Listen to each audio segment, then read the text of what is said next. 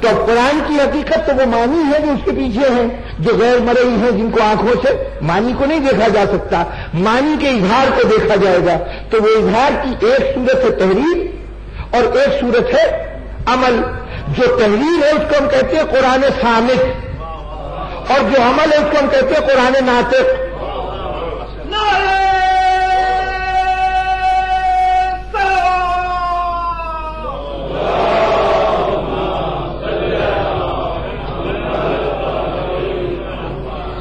تو بحث یہ ہے کہ جو قرآن صامت ہے یہ مخلوق ہے کہ نہیں، یہی بحث ہے نا۔ تو بزرگان محترم جو قرآن ناطق ہے وہ کیا ہے؟ جب قرآن ناطق یعنی ذات پیغمبر خود مخلوق ہے تو پھر اس سے کمتر چیز یعنی تحریر جو ہمارے الفاظ ہیں، جو ہمارے حروف ہیں، یعنی ہماری طرف سے جو ذریعہ اظہار قرآن کے لیے فراہم کیا گیا ہے، ہماری لغت نے دیا ہے نا۔ وہ حروف جو ہم نے دیے ہیں ہماری لغت سے آئے ہیں، انسانوں کی بنائی ہوئی لغت سے، تو وہ مقابلتاً اس اظہار سے جو قرآن ناطق کی صورت میں قرآن کا اظہار ہو رہا ہے اس سے کمتر ہے درجے میں۔ تو جب جو اعلیٰ تر درجے اظہار ہے یعنی قرآن ناطق وہ مخلوق ہے، تو پھر جو کمتر درجے کا اظہار ہے وہ مخلوق کیسے نہیں ہوگا؟ محمد وآل محمد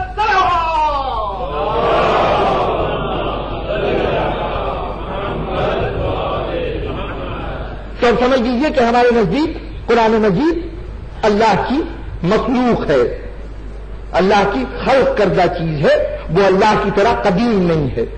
اب اس بحث کے بعد اس سلسلے کی ایک گفتگو اور کر کے یہ تمیزی گفتگو کو اپنے انجام تک پہنچاؤں کہ اب قرآن مجید کے متعلق ایک اور بحث چلی، اور وہ بحث یہ تھی، پہلی بحث تو یہ چلی کہ انہوں نے کہا کہ صاحب یہ جو قرآن مجید ہے اس کے معنی، اور یہ بحث کہیں اور نہیں چلی، یہ اتفاق سے ہمارے یہاں چلی۔ انہوں نے کہا کہ قرآن مجید کے یہ جو الفاظ ہیں اور جو اس کے الفاظ میں بیان کردہ معنی ہے، ان معنی کو سمجھنا ہمارے اختیار میں نہیں۔ قرآن کو صرف وہ جانتے ہیں جو راسخون فی العلم ہیں، جو راسخون فی العلم ہے وہی جانتے ہیں کہ اس قرآن کا حقیقی مطلب کیا ہے۔ تو اب اگر قرآن مجید صاف صاف آپ سے کوئی بات کہہ رہا ہے تب بھی آپ مطمئن نہ ہو جائیے کہ قرآن جو کچھ کہہ رہا ہے اسے کر گزرے، نہیں، یہ دیکھنا پڑے گا کہ اس کے اندر وہ ہستیاں جو حقیقت قرآن سے واقف ہیں، جو علم قرآن رکھتی ہیں، وہ کیا کہتی ہیں۔ جب تک وہ نہ کہیں اس وقت تک قرآن کے کسی بھی حکم پر عمل نہیں ہو سکتا۔ انہوں نے کہا یہ اس مکتبہ فکر کو کہا گیا اخباری۔ جو لوگ تھوڑا سا بھی فقہ وغیرہ کو کی طرف توجہ رکھتے ہیں تو انہوں نے یہ اصطلاح سنی ہوگی۔ یہ اخباری کون تھے؟ یہ کہتے تھے کہ جب تک خبر نہ ملے، یعنی خبر سے کیا مراد ہے کہ کسی بھی آیت کی تشریح و توضیح کے لیے قول امام یا قول رسول وضاحت کرتا ہوا نہ ملے، اس وقت تک ہم نہیں کہہ سکتے کہ اس آیت کا یہ مطلب ہے۔ اب اگر کسی جگہ قرآن کوئی حکم واضح طور پر دے رہا ہے اور اتفاق سے فقیہ کو، چونکہ وہ ظاہر ہے کہ حکم واضح ہے، تو ہو سکتا ہے کہ اتنا واضح ہو کہ اس سلسلے میں کسی قول کی ضرورت ہی نہ ہو، وضاحت کی، تشریح کی تو وہاں ضرورت ہوتی ہے نا جہاں حکم واضح نہ ہو۔ تو ممکن ہے کہ کوئی حکم قرآن مجید میں موجود ہو جو بالکل واضح ہو، لیکن چونکہ یہاں پر اتفاق سے فقیہ کو کوئی حدیث نہیں ملی، کوئی قول معصوم نہیں ملا، تو انہوں نے کہا کہ صاحب یہاں ہم خاموش ہیں، ہم یہاں کوئی فیصلہ نہیں کر سکتے۔ جب خبر ملے گی، جب کوئی قول ملے گا تب تو ہم اس قول کے مطابق آیت کا مطلب لیں گے، ورنہ مطلب نہیں لیں۔ اور دوسرا گروہ اگر کوئی نام دیا جا سکتا ہے تو اہل قرآن، کہ ان کے نزدیک صرف قرآن ہی بنیادی طور پر وہی جملہ حسبنا کتاب اللہ، ہمارے لیے اللہ کی کتاب کافی ہے، ہمیں کسی حدیث کی، کسی اور قول کی ضرورت نہیں ہے۔ یہ وہ دوسرا مقصد ہے فکر۔ جہاں تک اخباریوں کا تعلق تھا، اگر ان کے قول کو مان لیں تو قرآن مجید بار بار کہہ رہا ہے کہ تم غور کیوں نہیں کرتے، اس میں تم فکر کیوں نہیں کرتے، تم اس میں تعقل سے کام کیوں نہیں لیتے، اس کو سمجھنے کی کوشش کیوں نہیں کرتے۔ ارے اگر وہ سمجھ میں آ ہی نہیں سکتا، ہمیں اگر ہماری فکر میں آ ہی نہیں سکتا تو پھر قرآن کہہ کیوں رہا ہے کہ اس پہ غور کیوں نہیں کرتے۔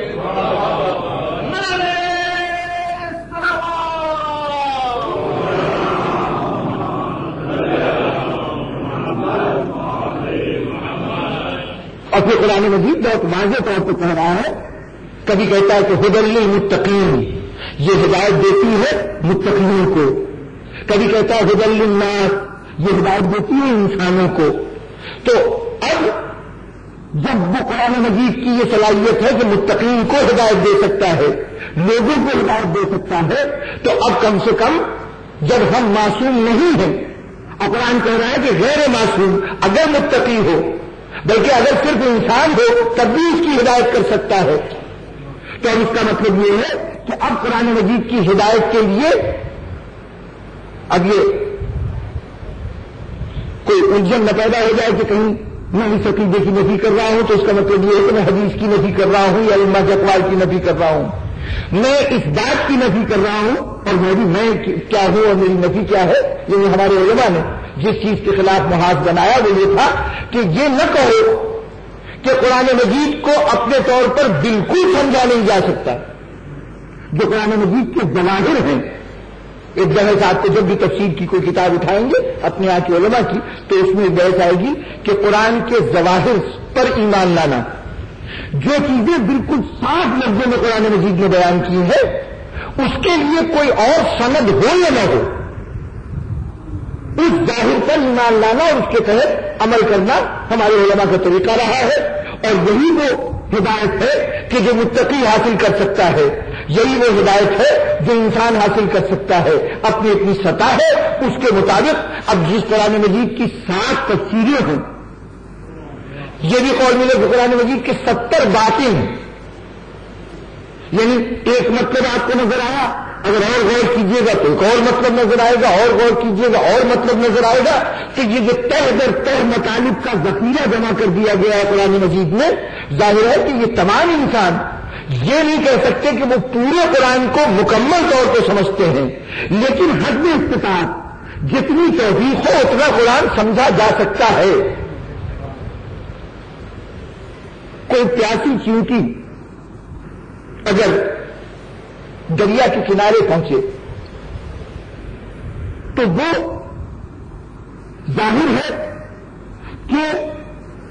کوشش کرے، خواہش کرے، تب بھی اپنے نہ منہ میں نہ اپنے شکم میں سمندر کو یا دریا کو تو نہیں سمیٹ سکتی، لیکن یہ بھی نہیں کہ بالکل معلوم آئے گی، جب وہاں جائے گی تو کم از کم اتنا پانی وہ بخوبی لے سکتی جس سے اس کی پیاس بجھ جائے۔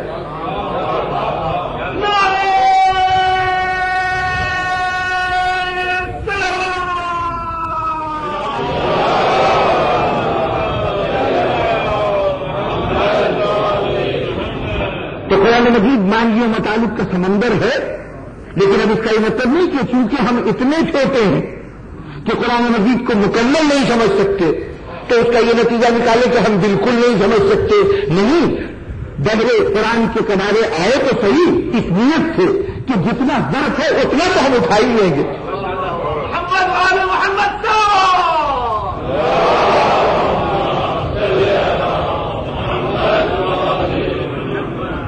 اور رہ گئے وہ دوسرے کہ بس قرآن اور کچھ نہیں، تو ان بیچاروں کا تو تذکرہ ہی کرنا بیکار ہے، اس لیے کہ کہنے کو کر دیا تھا، لیکن جب پہلا مرحلہ آیا، مسئلہ تھا کہ تخت پر قبضہ کیسے کیا جائے، اقتدار کو اپنے ہاتھ میں کیسے لیا جائے، تو فوراً یاد آیا یا ذہن میں اپنی قوت تخلیق کا مظاہرہ کیا کہ زبان پر ایک جملہ آیا کہ خلافت تو صرف قریش کا حق ہے، خلافت صرف قریش کا حق ہے، خلیفہ صرف قریش میں سے ہوگا۔ اب یہاں پر یہ پہلی منزل ہے، چند دن پہلے یہ دعویٰ کیا گیا ہے کہ قرآن کے علاوہ اور ہمیں کسی چیز کی ضرورت نہیں، قرآن کافی ہے۔ چند دن گزرے، پہلا امتحان تھا، تو پہلے امتحان میں حدیث کا سہارا لیا گیا، چاہے وہ حدیث اسی وقت نازل ہوئی ہو، اور اس کے بعد دوسرا مرحلہ آیا کہ مقدمہ پیش ہوا، مقدمے کو رد کرنا تھا تو پھر وہاں حدیث کا سہارا لیا گیا۔ تو جو اپنے عقیدے کی پہلی منزل پر پہلا قدم اٹھاتے ہوئے عقیدے سے پھر جانے میں مجبور ہو جائے، اب ان کے عقیدے میں گفتگو کیا کی جائے؟ جو ایک لمحہ بھی نبھا نہ سکے اس بات کو کہ ہم قرآن ہی کو کافی سمجھتے ہیں اور اسی سے ہمارے مسائل حل ہو جائیں گے. پہلا مسئلہ بھی قرآن سے حل نہ ہوا, دوسرا بھی قرآن سے حل نہ ہوا, تو جو پہلے 2 قدم تھے وہی اس راستے کے خلاف اٹھ گئے, تو اب اس قرآن کو لے کر آج زندگی کے باقی سارے مسائل کیسے حل کریں گے؟ بات اتنی سی تھی بزرگان محترم, یہ دونوں رویے افراط و تفریط کا شکار ہیں اور دونوں رویے قرآن مجید کو نقصان پہنچانے کے رویے. ایک رویے کا تقاضا یہ کہ قرآن کو اٹھاؤ طاق میں رکھ دو, اس سے کوئی غرض نہ رکھو. ایک رویے کا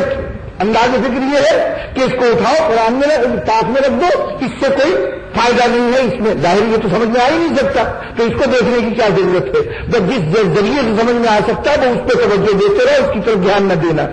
تو ایک تو کہتے ہیں قرآن کو طاق میں رکھ دو, دوسرے کہتے ہیں قرآن کو کھلونا بنا لو. دوسرا تصور وہ ہے جو یہ کہتا ہے قرآن کو اپنے درمیان اس طرح سے لے آؤ کہ جدھر میں ان کی ناک ہو جائے قرآن مجید, جب چاہیں گے جس آیت کا جو مفہوم کرنا چاہیں گے وہ کر لیا کریں گے. تو دونوں وہ نظریے ہیں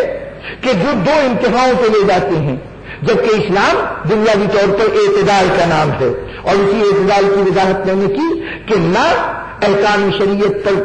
پر عمل کرنے کے لیے محض قرآن کافی ہو سکتا ہے, لازماً آپ کو سہارا لینا پڑے گا احکامات دینی کے لیے, احادیث کا سہارا لینا پڑے گا, اقوال معصوم کا.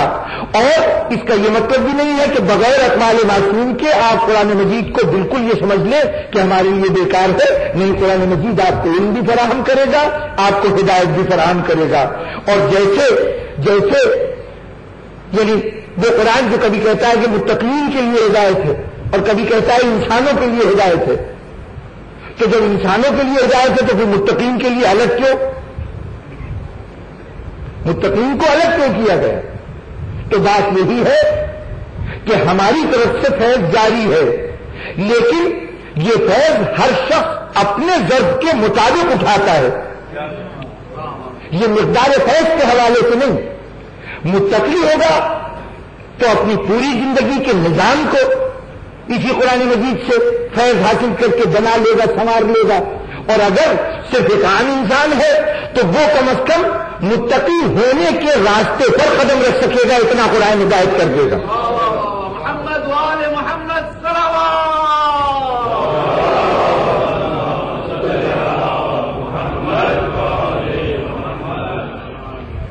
اب بزرگان محترم, یہ تو وہ مسائل تھے, یہ وہ بنیادی جو سمجھیے کہ فکر کی خامیاں تھیں جو 1400 سال میں بسلسلہ قرآن پیدا ہوتی رہیں. میں نے کوشش کی ہے کہ جتنے اہم موضوعات قرآن سے متعلق اختلافی رہے ہیں ان کا تھوڑا سا جائزہ پیش کر دوں, اور جو ہمارا نقطۂ نظر اس سلسلے میں ہے اس کو بھی آپ حضرات کے سامنے بیان کر دوں. یہ صرف ایک طرح کا جائزہ تھا قرآن مجید کے متعلق جو مختلف تصورات ہیں ان کا 1400 سال کا. اب یہ صرف تذکرہ تھا قرآن ثانوی کا. جیسے قرآن ثانوی کے متعلق مسلمان مختلف رویوں کا مظاہرہ کرتے رہے